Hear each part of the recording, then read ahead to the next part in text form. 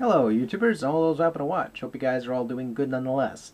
Now, this is the 16th day in the holiday gift ideas for here on YouTube. Now, this game, on its Player's Choice version, can be obtained pretty damn cheap sealed. Now, this title is a Super Nintendo game, and a hint I can give you is this game is involved with a lot of memes, such for example, Falcon Punch. Now, that hint did not give it a dead giveaway, I'll have to just give you the answer then.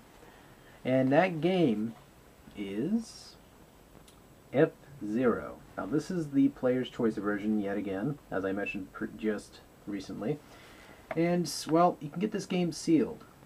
And this one was sealed. I cracked open the seal just to play the game. But, you know, a great price. Now this can be had for the sealed copy around, roughly say about $8 to $13, because that's the last time I ever checked.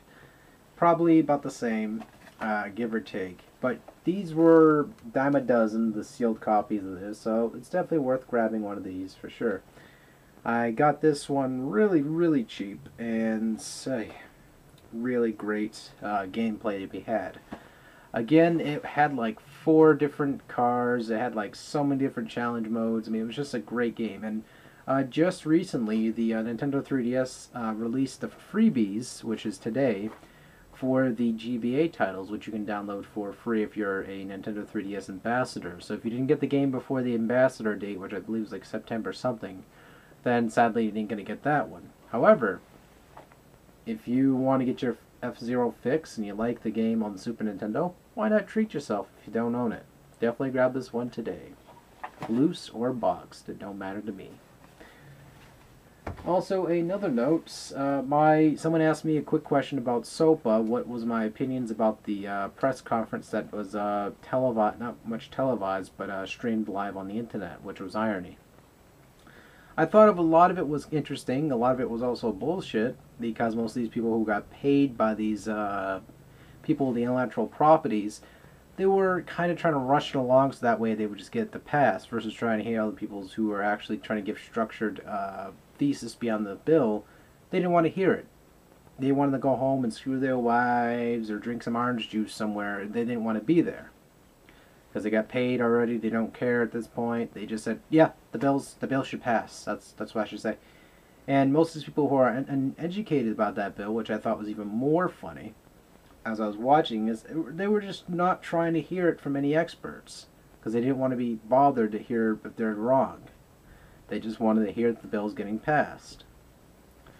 And while again some of the points were valid, yes, piracy, blah blah blah, happy horse donkey shit, it was also a very delicate situation as well, where a couple of folks like Mr. Isa and all that were just standing there all day long defending the bill, or it's not defending the bill, but you know, pushing and slamming down everything about the bill that was acidine to everyone else on the internet, as well as everywhere else was assuming was generally wrong about the bill.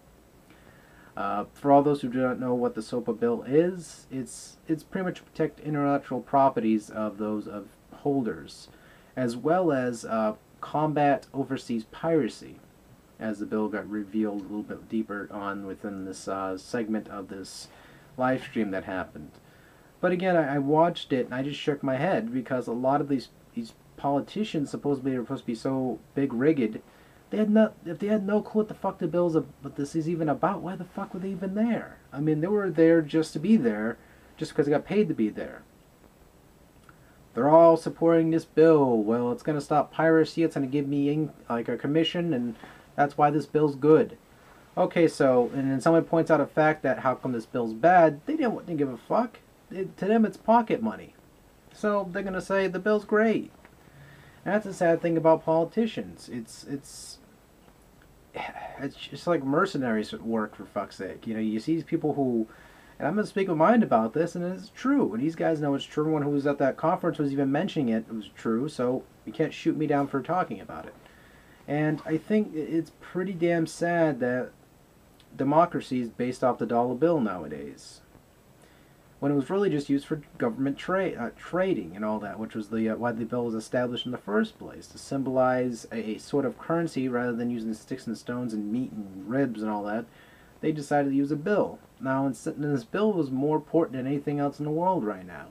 If anything, it's causing America to crumble. And I think it's sad that most of these companies who are just trying to censor a lot of the internet, it's really acidine as well. You know, you got their, this is going to target most internet journalists to a degree. It is going to affect a lot of websites who are accused of being rogue, which quite frankly, even if there is proof, unless you can somehow prove it to the juries and all this other stuff across the courts, you're going to have to sit on top of your hands and watch your website go bye-bye. Now, while they said that most of the .com websites are in the safe, at the same time, you know, we don't know that's going to be true, even if this pass goes through or not. But either way, I digress. I mean, most of the bill was passed through. They were filtering some of it yesterday. That's why that toaster reference was presented, because someone was giving some metaphor about toasters or something like that. I can't remember the exact details of the joke, because yesterday I just heard it spontaneously and started belly laughing and had to do a video about 2 ISO pieces of toast inside the toaster. It's on my other channel if you guys want to watch it that badly. But again, I digress. I'll take my journalistic coat. I'm going to take my journalistic ass. I'm going to go play some journalistic games and do some journalistic rest. And after that, I'm going to take this Sony box, this PlayStation Portable box. I'm going to do absolutely nothing with it. It's just going to sit there. It's going to sit there right on top of the windowsill for no apparent reason. It's just going to be a filler of some sort of vocalization on the camera. Then you guys be like, what the fuck's that box have to do with the price of Colombian coffee? And I'll tell you, well, I don't know, but it has something to do with money, I think. But anyway, you guys, I hope you guys enjoyed this video, and as always, more soon.